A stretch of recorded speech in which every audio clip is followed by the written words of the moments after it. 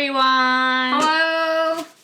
I'm Zubaida. And I'm Saleha. And we are the Expired Sisters. So we tried filming outside today, but it was way too cold. We have a very sunny day outside, but don't be fooled by the bright sunny days in winter, because those are usually the coldest days. Yeah, so if it's snowing, that's when you want to go outside because the weather will be milder. But with sunny days, extremely cold. Mm-hmm. It's about minus 33. Yeah, I think around that. With the wind chill, probably minus 35. Yeah. In our last video, we were talking about the anxiety we experienced during the COVID-19 pandemic that began late 2019, and it has lasted over a year, and it's still around in the second month of 2021. We know our experiences could be different from, people who lived in other countries or other provinces. So what we experienced was basically typical of what everyone experienced in a small town in Canada and in Sydney, Australia on my end. We thought that if our experiences are different, then our coping mechanisms might not be what works for everyone else out there too. That's why we wanted to make a video based on real scientific evidence that shows different ways to cope with the anxiety of the pandemic that not only would work for us, but would work for everyone else as well.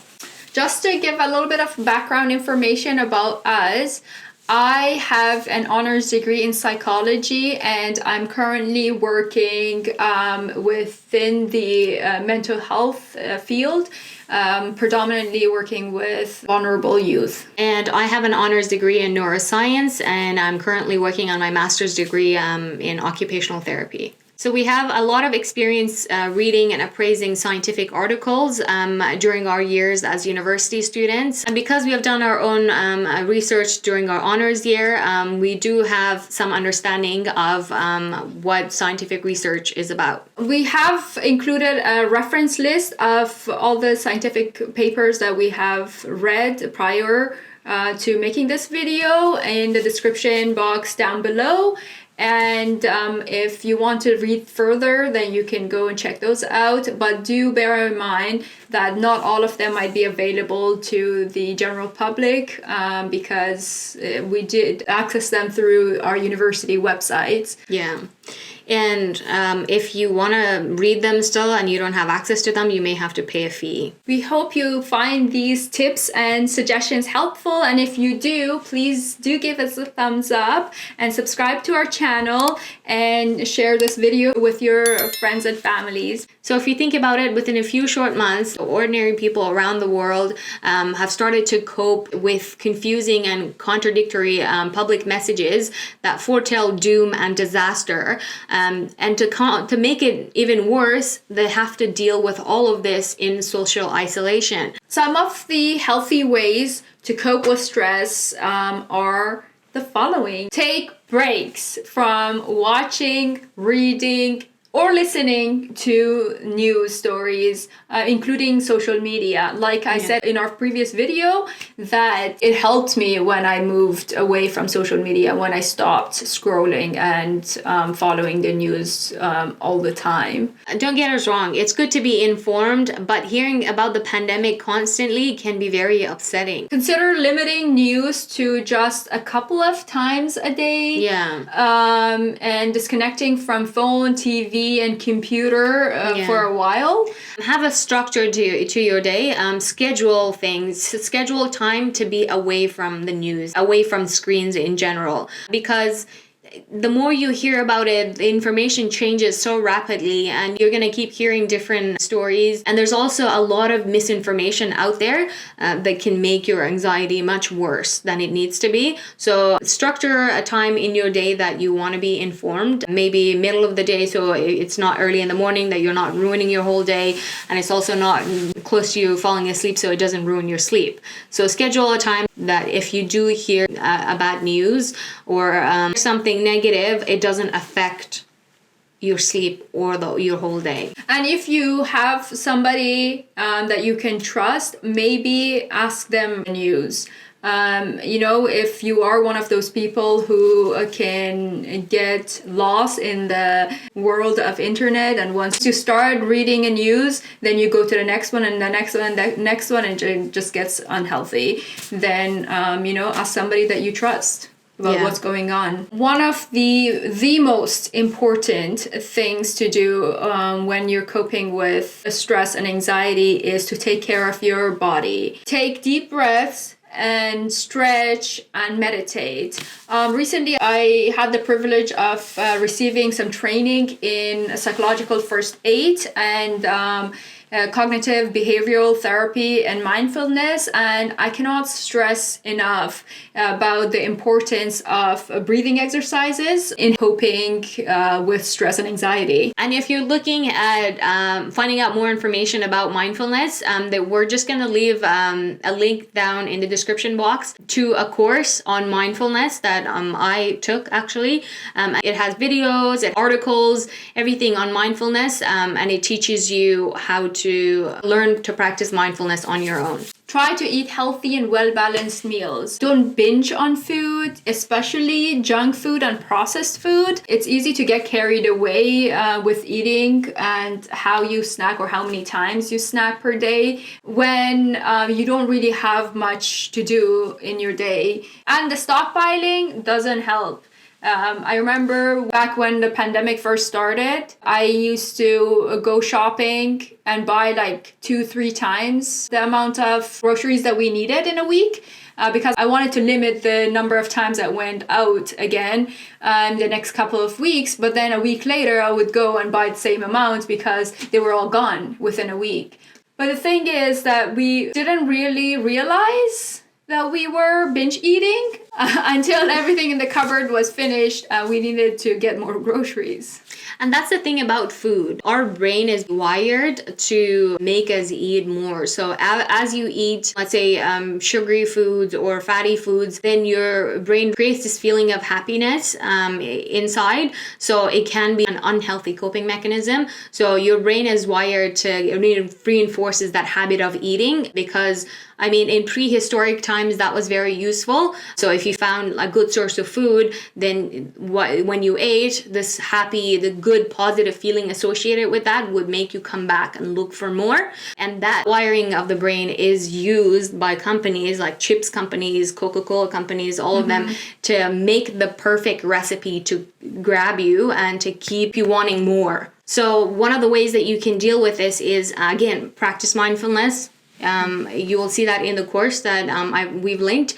So you can practice mindful eating. What mindful eating is that every bite that you take, try to savor every bite. And in that way, you can increase the amount of time it takes for you to eat without increasing the quantity of your food. So slow down with your eating and make the process as enjoyable as possible so you don't get the joy and that positive feeling from the food only, but from the experience of eating. Try to find a balance, and one way you can do that is to pre-prep your portions, your daily portions throughout the day.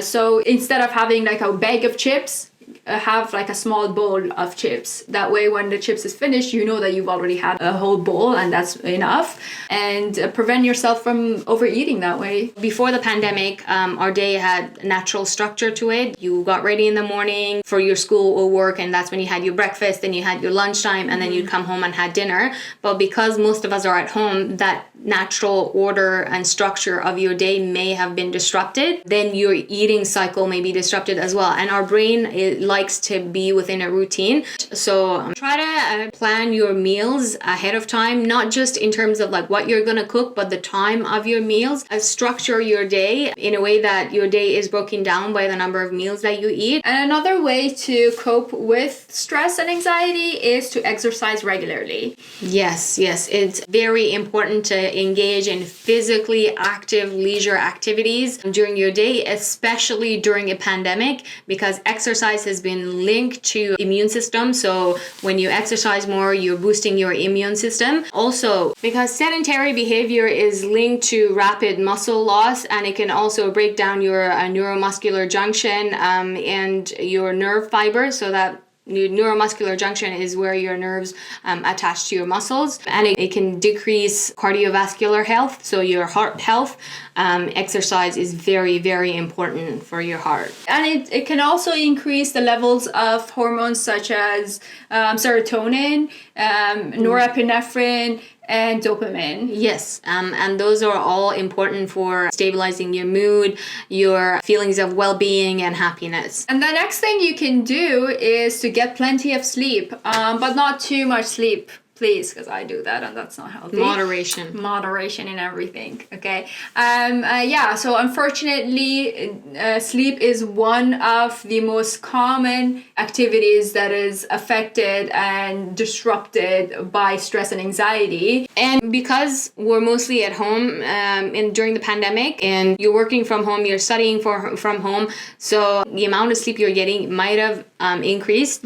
So you might be sleeping more, but research has shown that the quality of your sleep has decreased during the pandemic, and that is because of the lack of daylight exposure, because you're not getting out as much, so you're not getting as much daylight. And then also that sedentary behavior, basically lack of exercise and just being at home all day, your body is just not as tired anymore to need that restful sleep. And scientific studies actually have shown that getting good quality sleep is very important for your immune system. And that is especially important during a pandemic where you want to boost your immune system to protect yourself from the virus. So it's very important that you practice good sleep hygiene. That's like putting away any kind of screen, like your phone, your TV and laptops away about like 1 to 2 hours before going to bed. Stick to regular sleep schedule.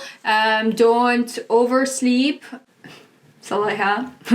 Because that can throw your sleep schedule out of whack too. Avoid drinking water about 1 to 2 hours before going to bed, because again, you don't want to wake up like 10 times in the middle of the night needing to use the bathroom. And leave your bed for when you need to go to sleep. Yeah, for example, for me, my bed has become my classroom. It's where I study, where I do my assignments. It's where I even eat sometimes. It's where I socialize with friends, because I'm always talking. And family. On the phone, and I'm going to be on my bed. So context is very important for your brain. You need to make sure that you associate your bed with sleeping only. And when it's time for bed, then your mind can prepare your body for going to sleep. When you see your bed at the end of the night, then automatically your body is ready to fall asleep, and that will help you get better quality of sleep and fall asleep faster. Unfortunately, because of the stress and anxiety caused by this pandemic, there has been an increase in using alcohol, tobacco, and other substances excessively. Because of quarantine, people may experience increased boredom, loneliness, anger, depression, anxiety, despair, insomnia, which is the lack of sleep. And some people may turn to alcohol or substances to help them cope with these feelings. In addition, excessive alcohol consumption can lead to weakened immune system. It can increase a person's susceptibility to pneumonia, which is basically COVID-19. It can make this population particularly vulnerable to COVID-19. Yeah, and that goes the same with tobacco, smoking or vaping tobacco, or using cannabis. Excessive use of cannabis can increase the severity of the symptoms that you experience with COVID-19. And the last point we want to mention about taking care of your body is to continue with your routine preventive measures as recommended by your healthcare provider. This can be vaccination, cancer screenings, your regular health checkups yearly or every 6 months that you do. And make time to unwind. This is super important, because we feel like we don't need to take a break and rest because we haven't been doing anything all day. You need your break. but not break just to sleep and stuff, but like do stuff that you enjoy. Try to do some new activities.